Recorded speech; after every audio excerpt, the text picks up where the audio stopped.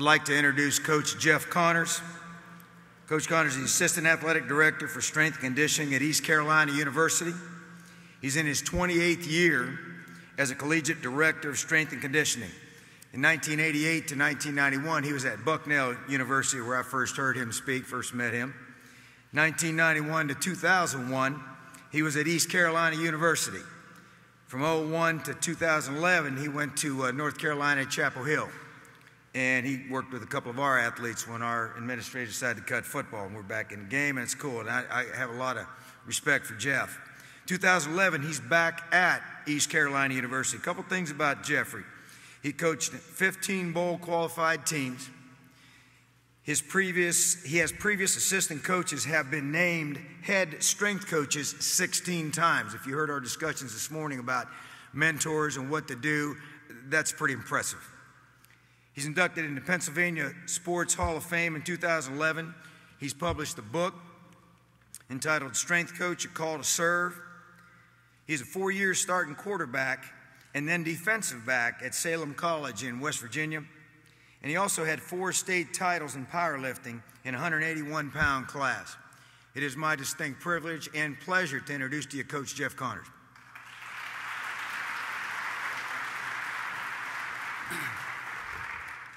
Good afternoon. I want to thank everybody for coming out. I want to thank Ethan Reeve and also the CSCCA for inviting me to speak.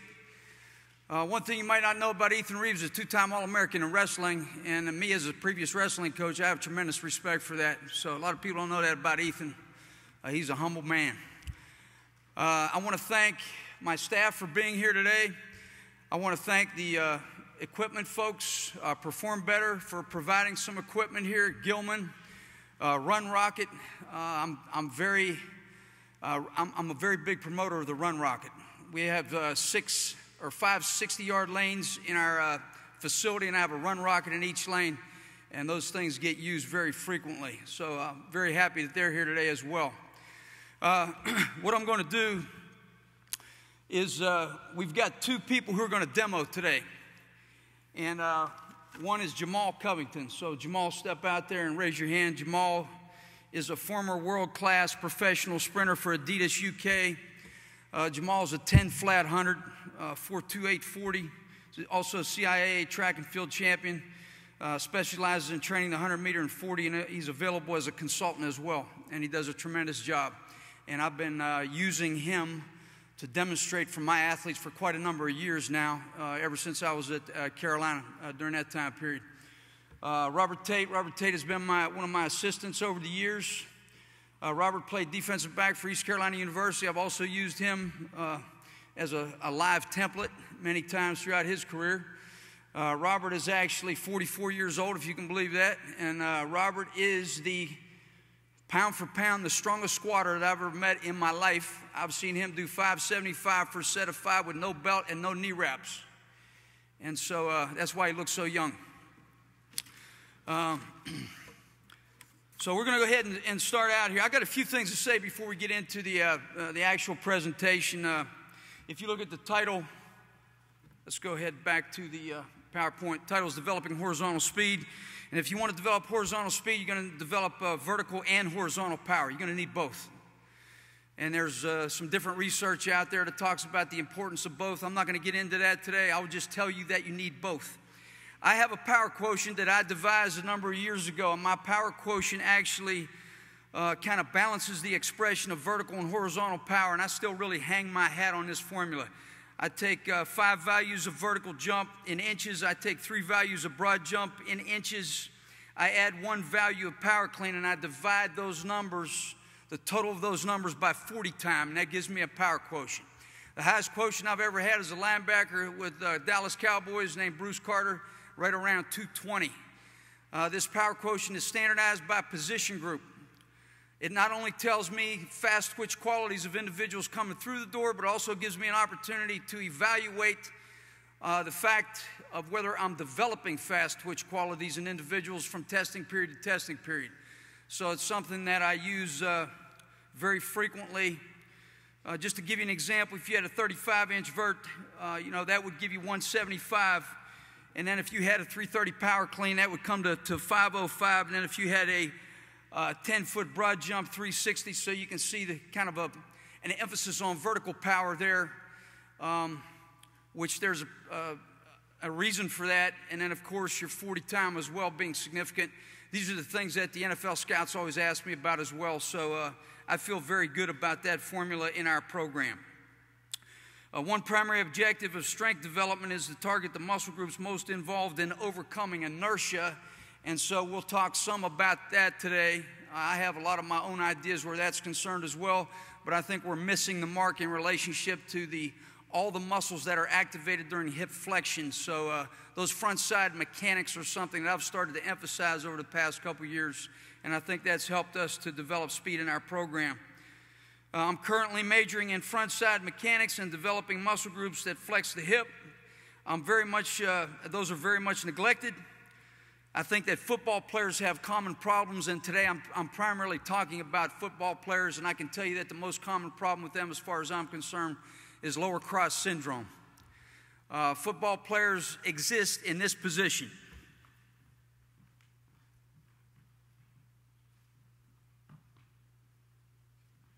So because of that, they a lot of times have very tight hip flexors, and one of the most challenging things for me in developing speed is to get them to open up the hips and be in the proper position and eliminate anterior pelvic tilt, which causes many other problems, as we know. So flexibility is important. We'll talk a little bit about strength. I'll give you my menu for posterior chain. I still believe in the back squat. The reason that I mentioned in my bio today that I had experience in powerlifting, I don't think anybody really cares about that. The main reason that I mention it is because in my career over the last 43 years probably, I believe that I've done about 70,000 reps of back squats. I did 60 today. I feel good, okay? So, but here's what I want to say about that. Back when I was competing in powerlifting, I used to use an exercise called a high bar squat. And I used the high bar squat to strengthen my spinal erectors because I felt like if I had a stronger back, I'd deadlift more weight and I would squat more weight, and I ended up squatting in 181, like, I don't know, 625, something like that. So I know how weight feels on your back. I've strained through heavy weight. And basically, I do not teach the high bar squat, okay? I teach it as an alternative to strengthen the back. But I teach a squat. I like to place the bar directly over the midfoot, which is just under the spine of the scapula, so I'm pushing the weight in a direct line against gravity. And I like to initiate the exercise with my hips out of the bottom. I like to hinge my hips back, drive my knees apart, set my knees over my feet, and basically keep stress on the hamstrings by not moving my knees forward out of the bottom. I drive my knees apart out of the bottom, and I activate the adductors and external rotators of the hips. And so I'm getting glute work, hamstrings work. I'm working a lot of muscle groups with that exercise. That's the way we teach the back squat. Another individual that teaches it that way is a guy named Mark Ripito. Okay? I went and spent about 5 days with Mark. And essentially, I like that specifically to develop strength for speed and overcoming inertia because I'm going to focus on the hips, okay? So that's very important to me, is to focus on the hips. Other exercises would be front squat, step up, pistol squat, Bulgarian squat, kettlebell swing, barbell RDL, glute ham raise, bandit loop lunge, single leg kettlebell RDL, hip thrust, double kettlebell rack squat, overhead squat with a barbell, and a single kettlebell overhead squat. Those are the exercises we have on our menu for posterior chain development. Where the back squat is concerned, I like to squat 1 day a week light at 0.9 meters per second or 0.7 meters per second. We do 8 triples. Sometimes we use double chain on our light day. And we're still letting the speed dictate the weight. 1 day we strain through heavy weight. Okay, so You can see there's a lot of single leg movements in our program, and I think those are extremely important. But I also do not exclude the back squat from my program. Okay, so still very important to me. I think it has to be taught correctly. If you look at this formula right here, you see ECU acceleration quotient, the first step being 3 feet. I've got that measured out right here. Add 9-inch increments to 5 additional steps.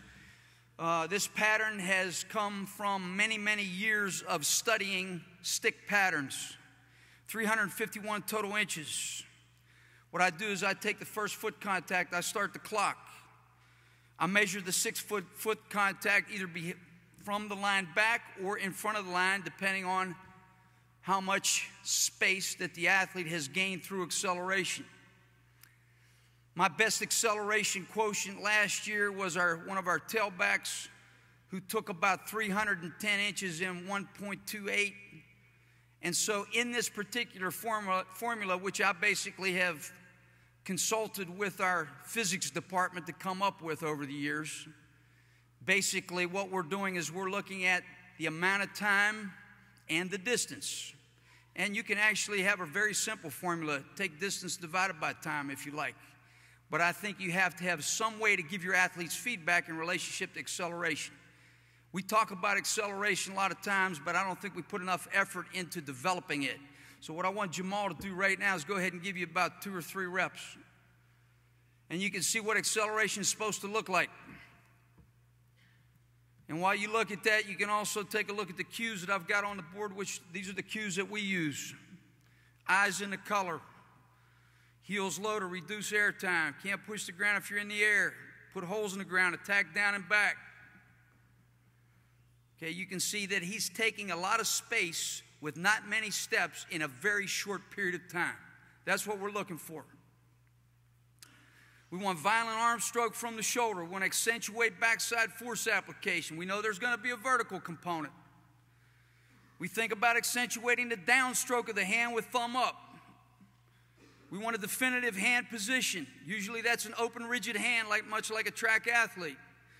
We want toe up and toe under the knee. Some people want the heel under the knee. We want the toe under the knee. We want a definitive shin angle. We want to stay relaxed to be violent. You can see his arm stroke.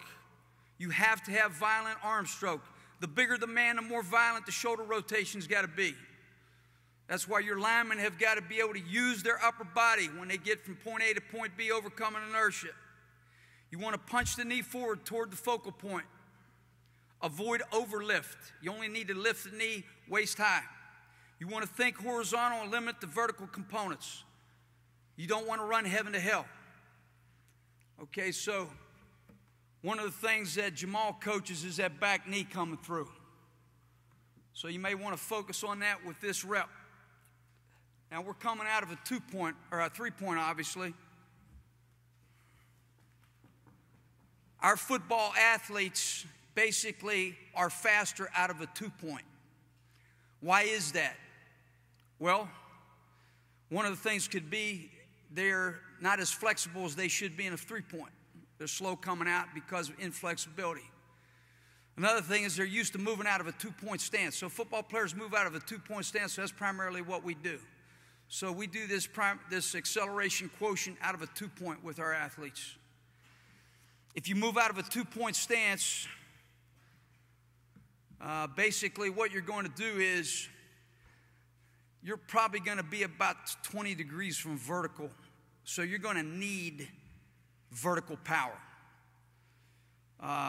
Seagrave will tell you that optimally you need about 35 to 40 degrees to optimize acceleration. Well, football players aren't going to get to that angle. Okay? We'll talk a little bit about Kevin McNair and speed. He was the speed Q king. Kevin McNair to me was the pioneer of speed for football. Kevin McNair is no longer with us. I first met him when I went down to visit the Philadelphia Eagles, where he was doing a session there with them with Ronnie Jones, who was the strength coach there at that time. I brought Kevin McNair into East Carolina a few times along with Lawrence Seagrave. Kevin McNair was a guy who really focused on acceleration. He was one of Charlie Francis's teammates on their track team at Stanford. Kevin was extremely knowledgeable. I'm going to show you a little bit of our postural warm-up with Robert right now. And all Robert's going to do is he's just going to run about half to three-quarter speed with eye focus, okay? Eyes straight ahead. Don't look down. Don't look up. Keep the eyes level on a conversational plane as if you're looking at someone else, talking to them. Head position is very important. We are all about posture. We want a vertical stack position that starts with the head. Okay, if we have body lean, it's head to contact foot. It's not bending at the waist, and it's about 1 inch in front of the hip. That way we land on a ball of the foot, and we don't land flat-footed and slap the ground. Next thing we'll do is we'll walk with an arch between the scapula and lower back. Go ahead, walk. Okay, just a walk, nice and tall, as if he's being measured for his height. He's going to jog tall. Now he's going to pick it up and stay tall. He's going to try to get taller as he runs.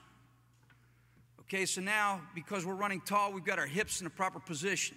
Now he's going to come back this way, and about halfway through, we'll go ahead and reset, Robert. About halfway through, I'm going to give him a rotate command. He's going to rotate from the shoulder, not the elbow. I don't want to run elbow to fingertip. Okay, I don't want to turn my hand when I run. I don't want a wet noodle. I want a steel rod. Okay, so it's from the shoulder, not elbow to fingertip. I want to bring that hand through the hip so I get maximum force in the ground with the opposite leg. So I want to activate from the large muscle mass in the shoulder. Okay, let's jog and pick it up. Jog, pick it up, rotate. Okay, let's do one more. These speed cues come from the Kevin McNair speed system.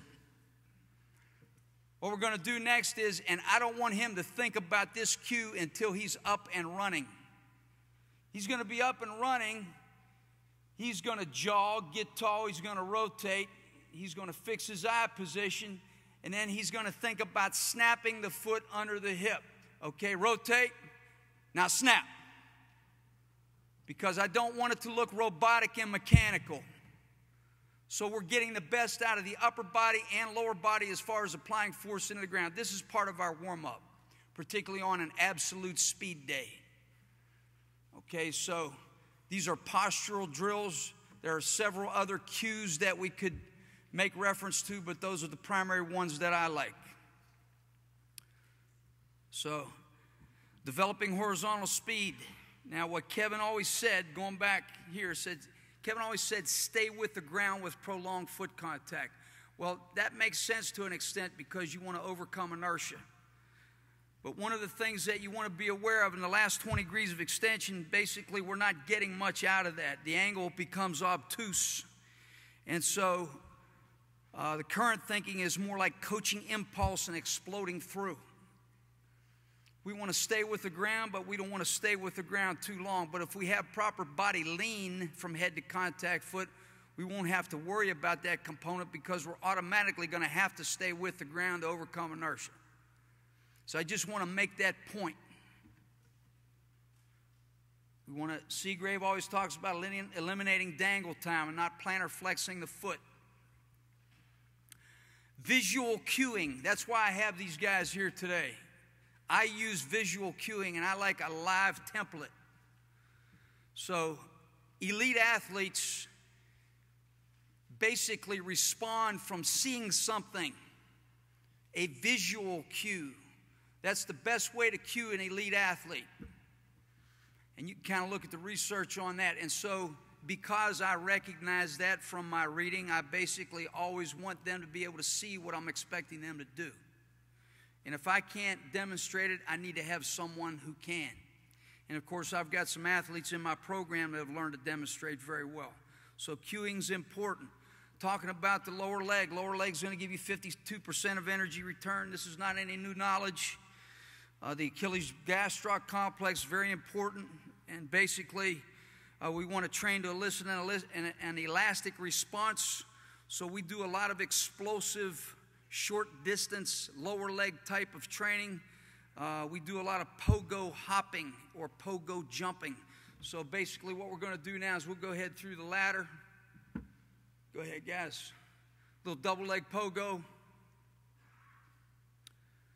And we like to either do single leg or double leg with this. Toe up.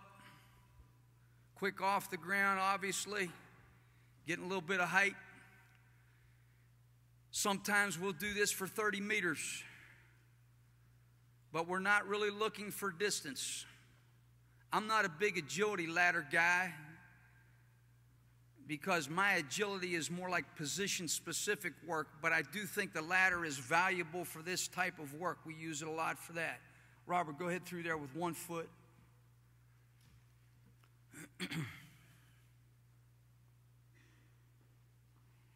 So we want to be elastic off the ground, toe up. Come on over here and hit these hurdles one time. We'll also use mini hurdles, and we have homemade mini hurdles. We have 2 4-inch and 6-inch mini hurdles that we use, and we have a reason for that. We do a drill called Wicked Drill that I'll talk to you about. But we have our homemade hurdles that Matt Selleck made, and he's going to try to get rich off of those, I think. So we'll see how that rolls. We also jump rope. I think jumping rope is one of the best things you can do. But basically, you've got to set yourself up to get off the ground quickly. And, you don't want to plantar flex when you jump rope.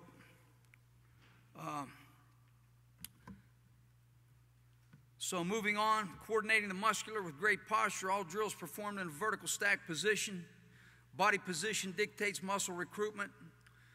So we have something called a cross extension reflex, actually. And we use drills to work the cross extension reflex. The drills that we use for cross extension reflex are scissors marching, different variations of scissors drills, post chops and different variations of post chops, and wall sequence. And the wall sequence we do are nothing like the wall drills that you typically see. So we will be demonstrating those in the second presentation where we have limited space on that 4-station rotation. I think that starts at like 3:30.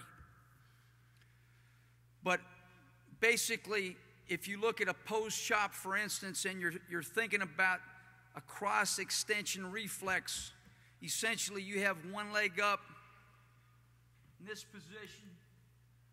You're trying to get off the ground quickly as if you're stepping on a nail. Okay, kind of like that. So basically, we want to be in a great stance position with the stance leg nice and solid.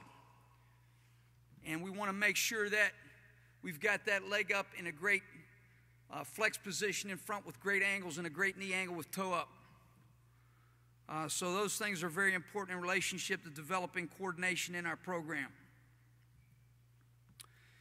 I think this is an important statement that Vince Anderson made. All athletes should run 100 meters. All acceleration activities and sprints, hurdles, and jumps are a variation of the 100-meter pattern. Well, you can also say that everything we do with acceleration, football is an expression of the acceleration pattern, because football is about accelerate, decelerate, reaccelerate. Sometimes linebackers do that 200 times during the course of a game. And so it's extremely important and specific to the game of football. If I've got 11 athletes out there that know how to accelerate, I know for sure on defense they're going to pursue the ball better because I've seen it. So I think it's extremely important.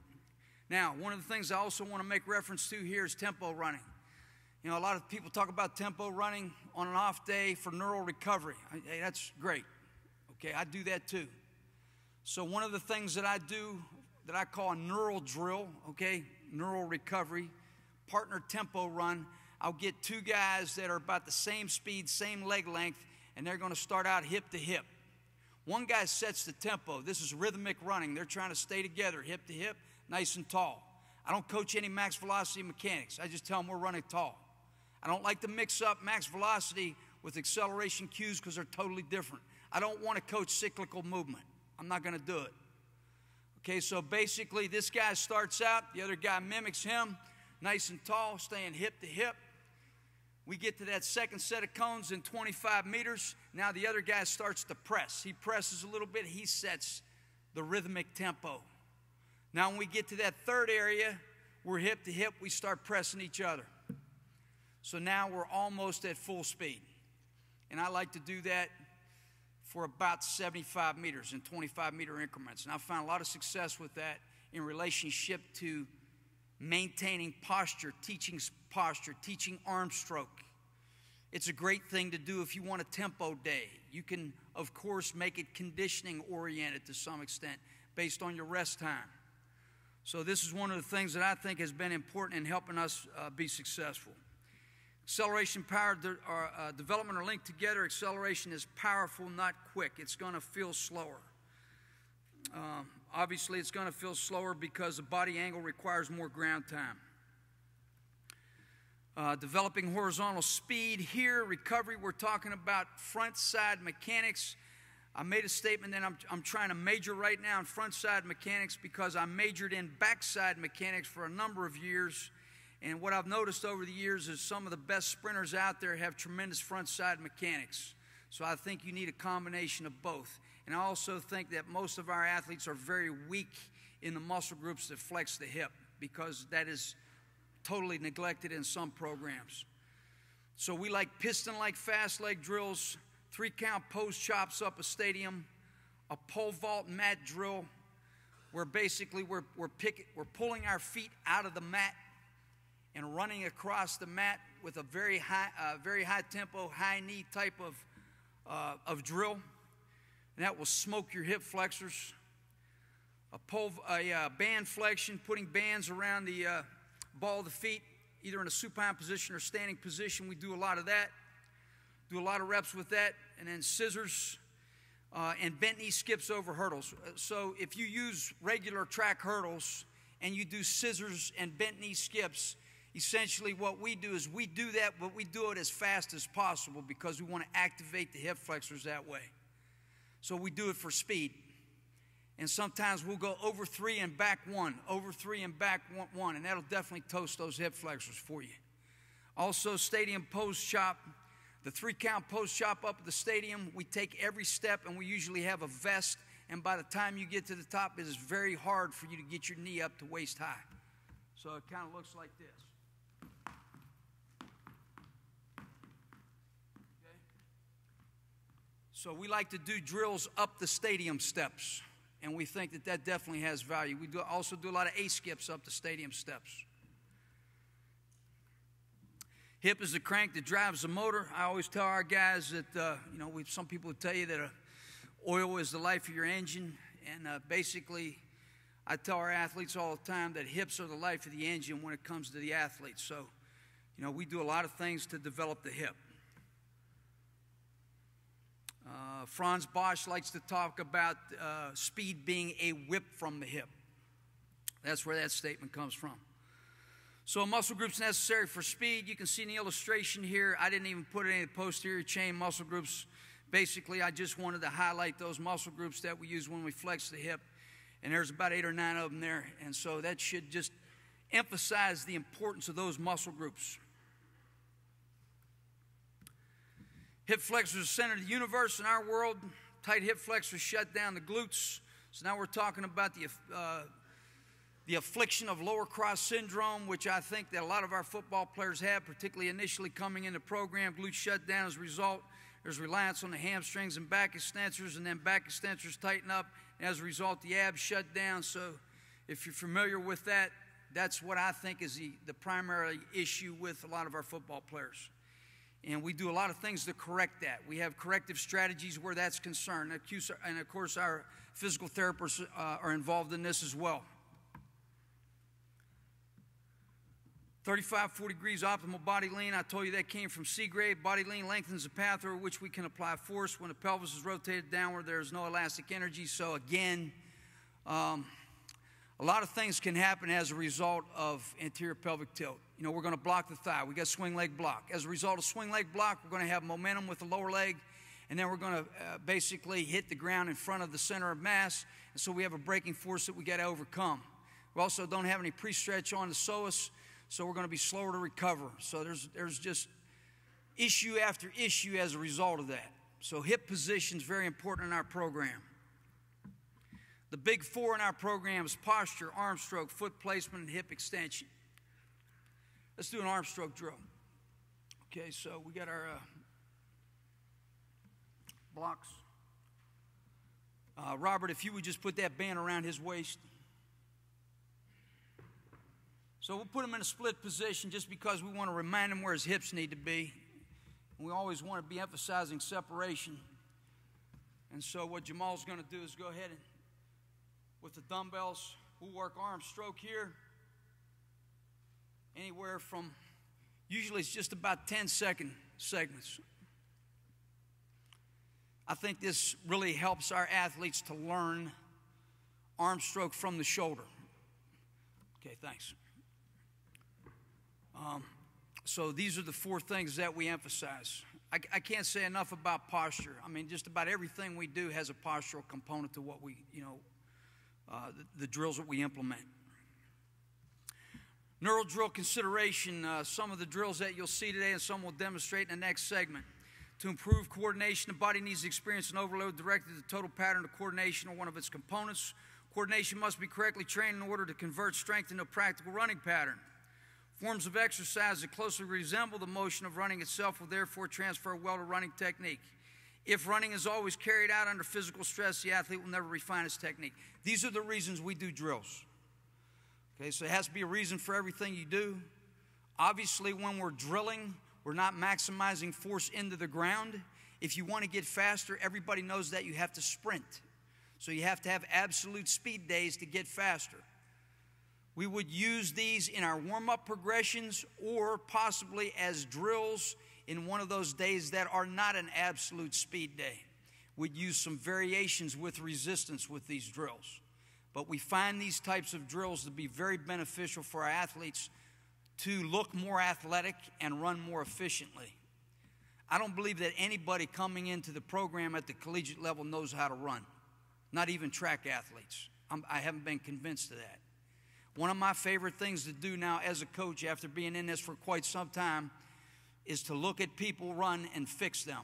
That's what I can do, okay? Some people will say, somebody asked me today, well, yeah, I want to come see your presentation because you're a speed guy. I'm not a speed guy, I'm an everything guy. Everybody ought to be an everything guy.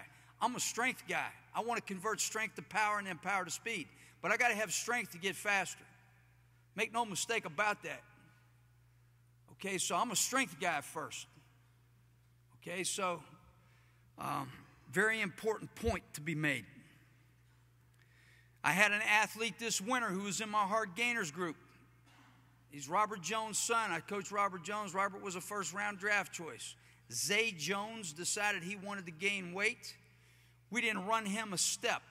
He gained 14 pounds. He ran a 4.51. We timed him. He ran a 4.37 under the same exact conditions, same shoe wear, same track, same people timing. Strength, okay? Get strong, and that's going to help you to get fast. I really believe that. Okay, so overload and specificity. This has to do with the type of program that we have. The art of training is to simply choose a program by which the product of specificity and overload becomes as high as possible. That's our objective in our program. Specificity and overload. Get the best out of both of them. Overload and specificity are not necessarily mutually compatible. The negative influences of overload and specificity can be compelling in both directions, depending on what type of application you have in your program, those things. I use the central peripheral model. So if you look at the middle of these circles, you can see the game of football game itself. The main thing is the main thing. Right outside of that, position-specific work. Right outside of that, come to balance, change of direction, foot quickness, linear speed. Outside of that, multi-jumps, bounding, then functional overload. Then finally, we get into strengthening, conditioning. Now, you can set this up any way you want, but the essence of our program is movement, because that's what we do when we play the game. So I want everything to contribute to how we move on the field as a team. And we're going to have strength to be able to do that. We're going to have hip rotary power to be able to do that. So we use this model in our program. That's how we set it up. Obviously, lifting weights, overload, is extremely important, just as important as anything else. But you can see that we still have to consider what the main thing is that we're training for. Okay, go ahead and grab the sled there, Jamal. Jamal's going to march right now for you. And These are things that we do for strength. You can see there's a lot of weight on that sled. So we like to develop strength in a form of movement. This would be an acceleration march where you have a counterbalance, so you can get the feel of the head to contact foot position during acceleration. Okay, whenever you're ready.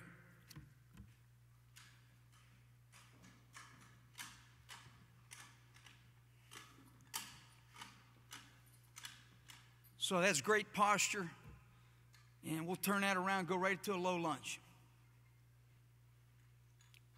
You can see the force application.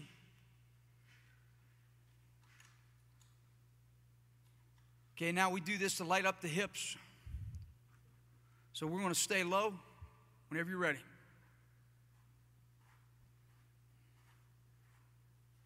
Okay, so this is another thing we do to develop hip strength. I pull through next. How you feeling? All right. I pull through. This is different than a lunge. He's going to swing that leg forward, drop it down, and then use the glutes and hams to come out of it. Keep his chest up.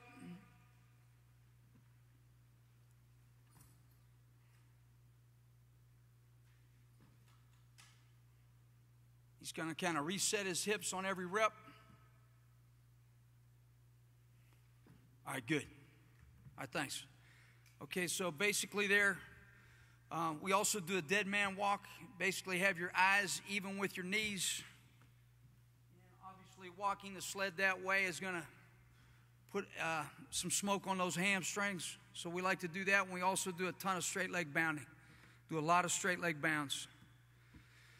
Functional hip strength, you can see here, this is our stadium sequence. We do an A-skip, then a lunge up the stadium, then a sprint, then a 3-count chop. If we do 3 to 4 rounds of that with a vest, we feel pretty good about that because we got legs that are really kind of trembling as we go back into the weight room. It is not uncommon for us to squat after that. Okay, so I'll just throw that out there.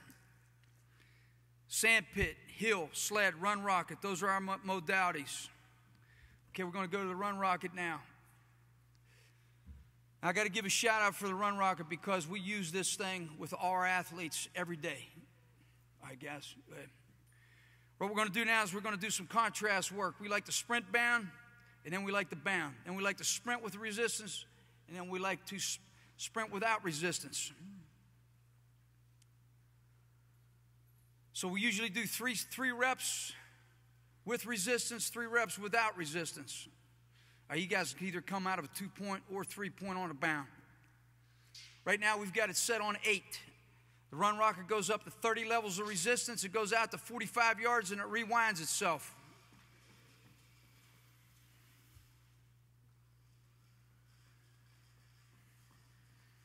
Okay?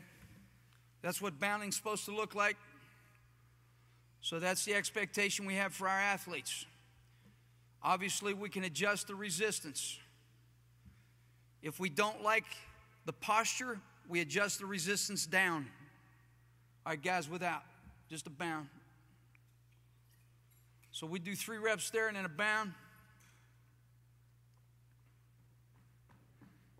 Again, trying to get separation, big force into the ground, great posture. All right, great job there. All right, Jamal, if you just come out and do one more rep of a sprint with resistance with a belt. You can use a harness or a belt. We like to use a belt to have the athletes cue the hips to make sure they're in the proper position. And if we see the belt pulling the hips back, we know that the resistance is too heavy. I don't want anybody running in a bad position. So if I have to lighten the resistance to get somebody in a proper position with tall hips, that's what I'm going to do. Okay, so just a sprint, nice and tall. That's right, he'll work his way up, good. Okay, multi-starts. I don't have a whole lot of time here, so I'm basically going to talk about some of these things. A lot of this stuff we're going to look at a little bit later as well. From a dead start position, we go from a lot of different positions and we compete. So supine, prone, 1 knee, double knee. Jamal, if you would, just hit a double knee start for me. Now this is going to happen quick, so you got to look close. He's going to come out of there very quickly.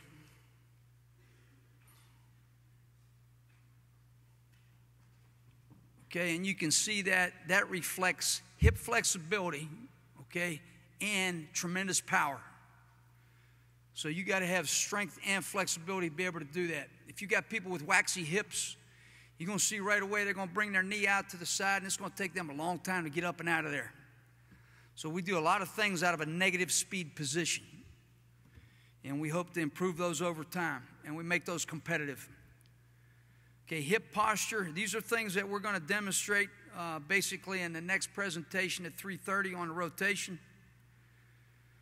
Drill menu on a fast leg. We do a lot of fast leg drills. We do quick rhythm. Then we do 3-count fast leg build-ups. We do singles. And we also do doubles. So just real quick on a quick rhythm, I'm on a jog. I'm just activate the hip flexor. Okay, single leg. I'm going to bring one leg with me. I want fast hands. And then basically what we're going to do is we'll do a 3-count fast leg build-up. Let's go ahead and try that, Robert. Now this is what I love to do on an absolute speed day. I don't want him to run real fast at first. He's just going to do a 3-count fast leg in a piston-like movement, not cyclical, okay? Okay, a little bit faster. Okay, then he's going to increase horizontal pace. Come on back. All right, let's pick it up from the jump this time. Pick it up from the jump. Open up a little bit more for me. Okay, we love that as a warm-up on absolute speed day. Okay, now I also do overspeed. Okay, I use an ultra speed pacer, which is an old device from way back. Nobody has them, I don't think, but me. Lawrence, I don't know why they don't make them anymore. Lawrence, I got it from Lawrence Seagrave. I got about 15 of them. Why do I do overspeed? Well, you know, why does that improve stride frequency? Hey, you know, I don't care. The reason I do overspeed is because I want you to feel where your hips are supposed to be. That's why I put a belt around your waist, and I want you to open up. And I'm going to use about a 30 to 40-minute warm-up before we do a total of 6 reps, 2 at a time. I want to make every one of those reps count. I believe that that's helped us to get faster. That's my belief. But I also believe it helps us tremendously in teaching football players how to open up and how to get their hips in the proper position to run tall. So that's why we do. Do we do it with our linemen? No. Okay? We do it with our skilled athletes. And I'll just say this at this point, and this is the reason I believe in this type of stuff. When I first went to East Carolina, we had 14 guys ran a sub 4.6. On Mondo, okay, I used same shoes, same track, same people time, same conditions.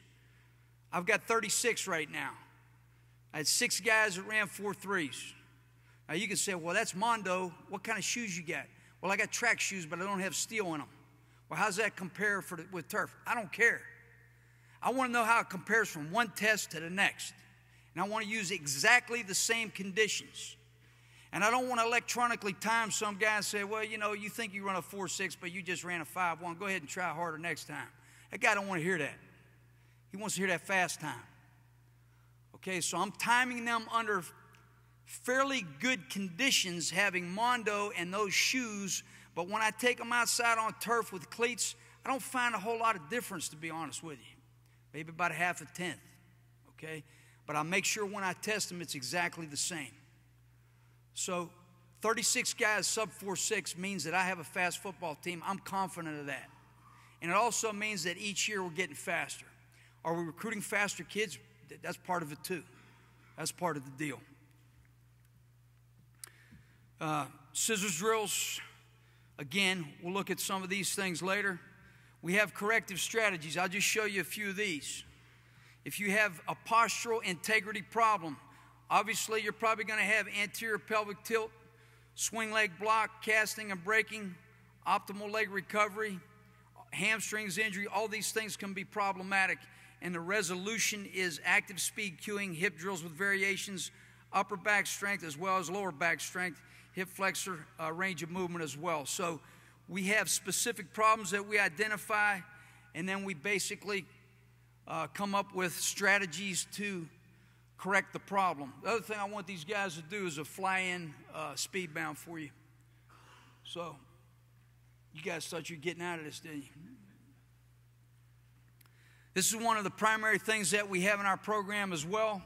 This is something that we do once a week. So we're going to fly in speed bound. I've got probably about 5 guys right now and go 11.5. I don't want to see overstride. I don't want to hear the foot slap the ground. I want to stay on the balls of the feet with shoulder ahead of the hip about 1 inch.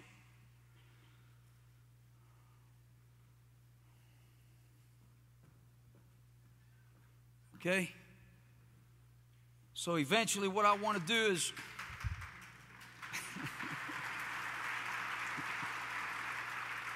$44 years old. So eventually what I want to do is I want to keep my feet closer to the hurdle. All right.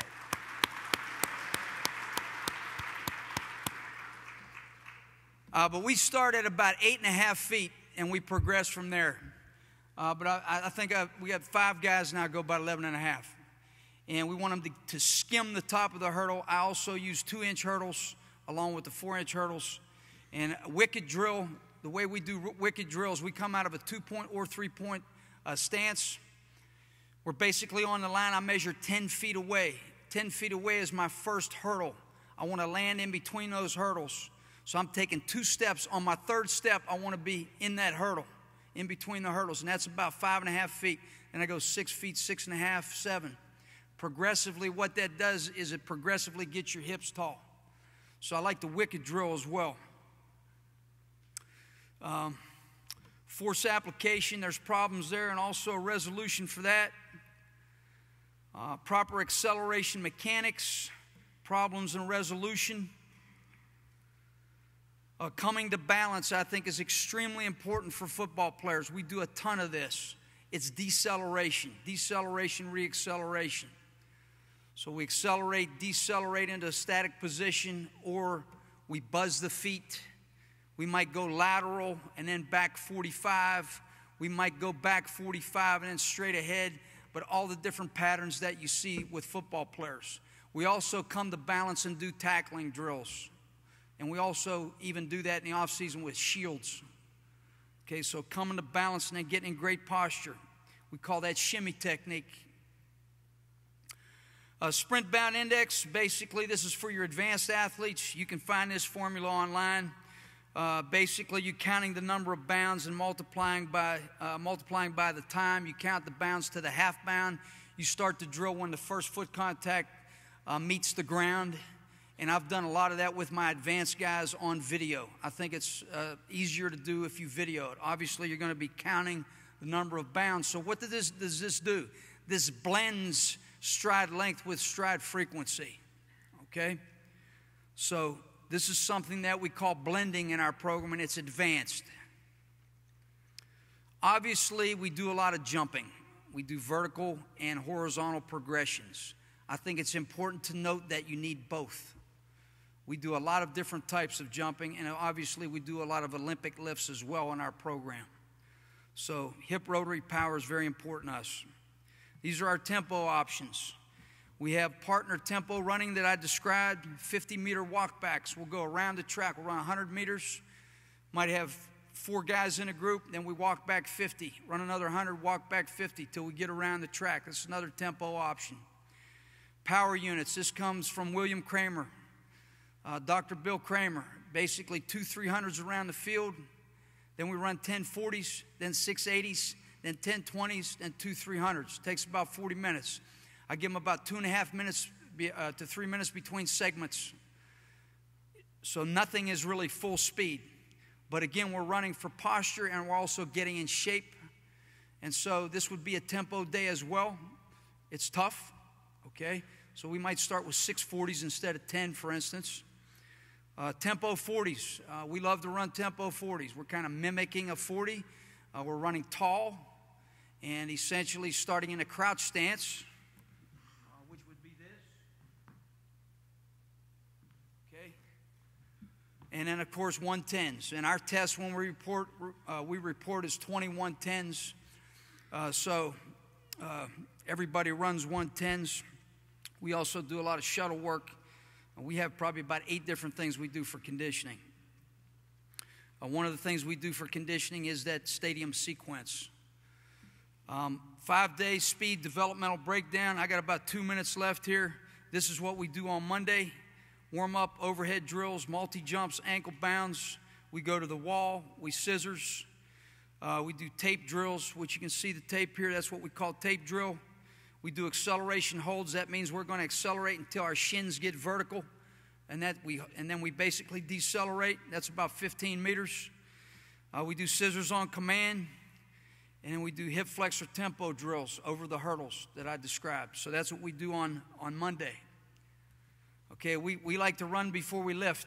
On Tuesday, in a 3-day program, and I've got a 3-day and a 4-day program going on at the same time.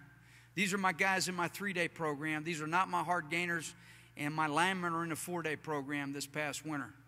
So this would be a contrast day. So you can see the contrast work, followed by functional strengthening with the sled, like you saw Jamal demonstrating some of those functional strengthening drills. Then we'll do partner tempo runs, and then position specifics. A very high tempo for about an hour. Wednesday, we're back to 2 hours again. Dynamic warm-up, overhead drills, tape drills, 3-count fast leg build-ups like we saw. Fly-in speed bounding over mini hurdles like we saw. Hop sequencing, usually about 30 meters. Stationary pogos. We bend over and basically stabilize ourselves on one of the barbells in a J-hook. Wicked drill, multi-starts, and run rocket work. You can do a ton of things with the run rocket. You can do anything with the run rocket you can do with the sled. Everybody needs a run rocket, believe me. Dynamic warm-up, overhead drills, fly-ins. This is the day we do fly-ins on Thursday. 120-yard peak in our fly-ins. So basically our fly-ins are with a light sled, okay, or light resistance through my one peak. So I accelerate, and then I'm full speed through the peak, getting a lot of ground contacts, and decelerate out. Rhythm 40s with a partner, position specifics, and then overspeed every other week with the ultra speed pacer. Friday, dynamic warm-up, multi-jump sequence with a vertical focus. Fly-in bounds with a vest, run rocket with a vest, so we get vertical and horizontal component with resistance. We get both.